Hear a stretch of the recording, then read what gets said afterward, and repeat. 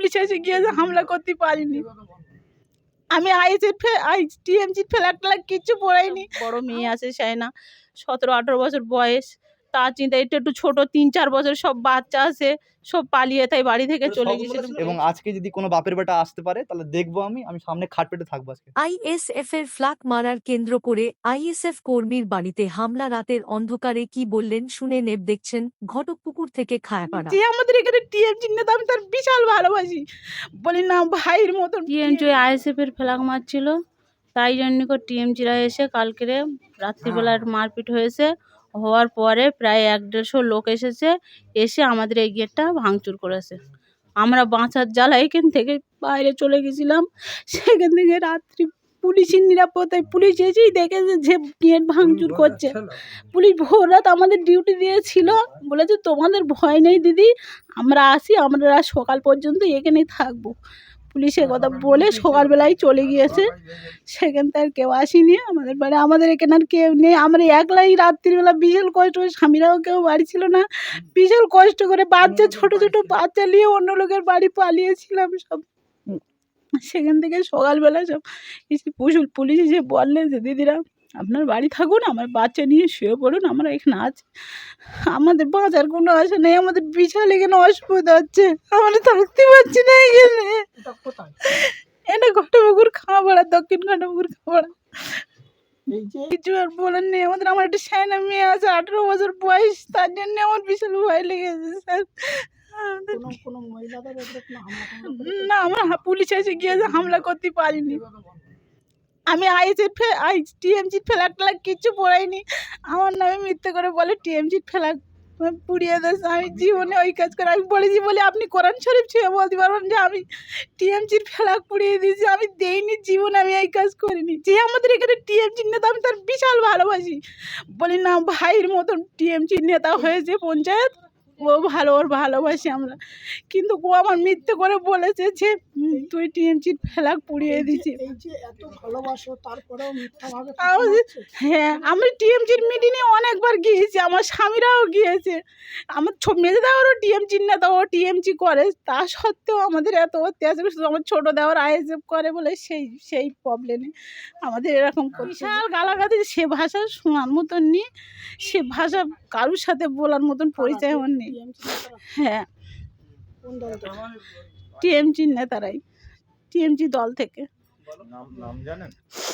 নাম সাজান খা, গালাগাল দিয়েছে বিশাল, সাজান আর কুতুবুদ্দিন, আর কেউ গালাগাল দেয়নি। হ্যাঁ, সাজান কি মস্তান নাকি? ও এখানকার পঞ্চায়েত মেম্বার সদস্য। ও এসে মস্তানি করছে? মানে এমনি কোনো শত্রু নেই তো, অন্য কিছু না, আমাদের কোনো শত্রু নেই। মানে এমনি এসে মস্তানি করছে, বোম টোম দেখাচ্ছে। ওই আইএসএফ করে, ছোট দেওয়ার আইএসএফ করে বলে। আর আমার স্বামী ওই গেছিল যে আমাদের ভুল বোঝাবুঝি একটা হয়ে গেছে আইএসএফ এর ফ্ল্যাগ মারতে গিয়ে, তাই এইটা একটু আমি আইএসএফ বলতে আমাদের সাংবিধানিক অধিকার আছে, আমরা যখন আমি হাতে যে খুশি যে কোনো দল হাতে করে আর কি এ করেছি। তাই হ্যাঁ, আইএসএফ ফ্ল্যাগ মারছিল, এবার ওখানে গিয়েছে, ওর মারধর করছিল, ধাক্কাধাক্কি মেরেছে। তা বলেছে আমার ভাত তুই মেরেছিস কেন, এই জন্য করে গিয়েছিল। গিয়ে ওখানে একটু ধাক্কাধাক্কি হয়েছে, হওয়ার পরে রাত্রিবেলা গিয়েছে ওদের কাছে যে হাতে পায়ে ধরে আমি একটা মীমাংসা করে নেবো, যে ভাই সব আমরা এক জায়গায় থাকি, যা ভুল বোঝাবুঝি হয়ে গিয়েছে তা একটু ক্ষমা কর দে আমার। ওখানেও গিয়ে ফের মারপিট হয়েছিল, সবাই মিলে আবার ধাক্কাধাক্কি দিলে। হ্যাঁ, ভুল স্বীকার করতে গিয়ে ফের ওখানে মারধর ঝামেলা বেঁধে গিয়েছে। তারপরে রাত্রি বেশি এখানে প্রায় 1-150 লোক এসে আমাদের এই গেট টেটগুলো ভেঙে দিয়ে চলে গিয়েছে।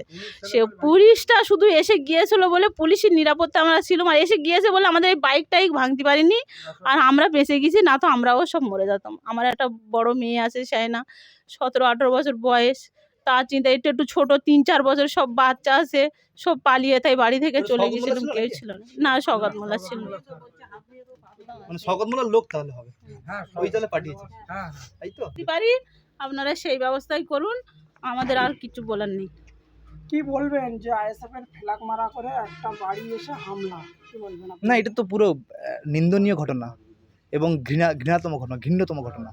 সারা পৃথিবীর ইতিহাসে হয়তো এরকম জঘন্য ঘটনা হয়তো কোথাও ঘটে না, যে একজন ব্যক্তি সে স্বাধীনভাবে তার রাজনৈতিক দল পোষণ করে, সমর্থন করে, কিংবা সংগঠনের দায়িত্ব নিয়ে কাজ করে, বা ভালোবেসে ভাইজানকে ভালোবেসে ফ্ল্যাগ টাঙিয়েছে, এটা তার অপরাধ। এই অপরাধের জন্য শয়তান মোল্লার বাহিনী গুন্ডা দুষ্কৃতীদের নিয়ে বাড়ি ভাঙচুর, গালাগালি, ওনাদের বাড়ির মেয়েরা আছে, মায়েরা আছে, তারা সুরক্ষিত নয়, তারা রাতের অন্ধকারে পালিয়ে যেতে বাধ্য হয়েছে।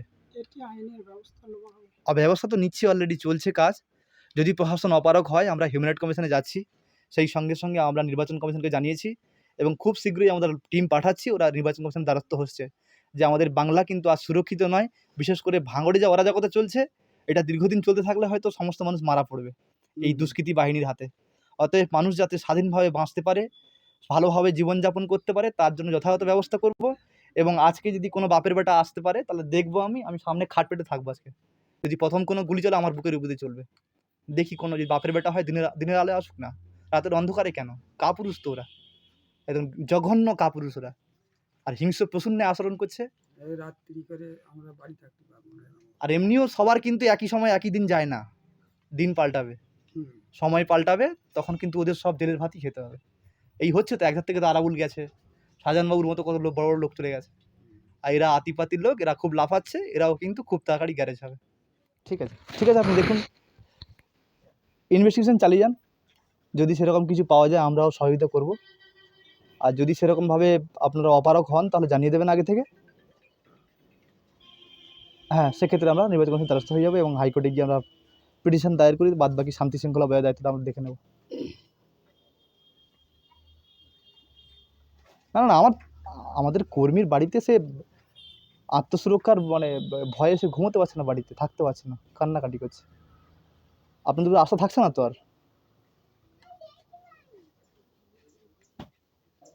ঠিক আছে, দেখুন আমার কর্মীরা তো কোনো সমস্যা না হয়, সুরক্ষার স্বার্থে আপনি যে ব্যবস্থা নেবেন সেটা মাথা পেতে মেনে নেব। বাট যেন আমার কর্মীর গায়ে যেন কোনো রকম টাচ না হয়, কোনো আঘাত না হয়, ক্ষতি যেন না হয়। পারলে আমি ওর বাড়িতেই থাকবো, এখানে সামনেই খাট পেতে থাকবো আমি।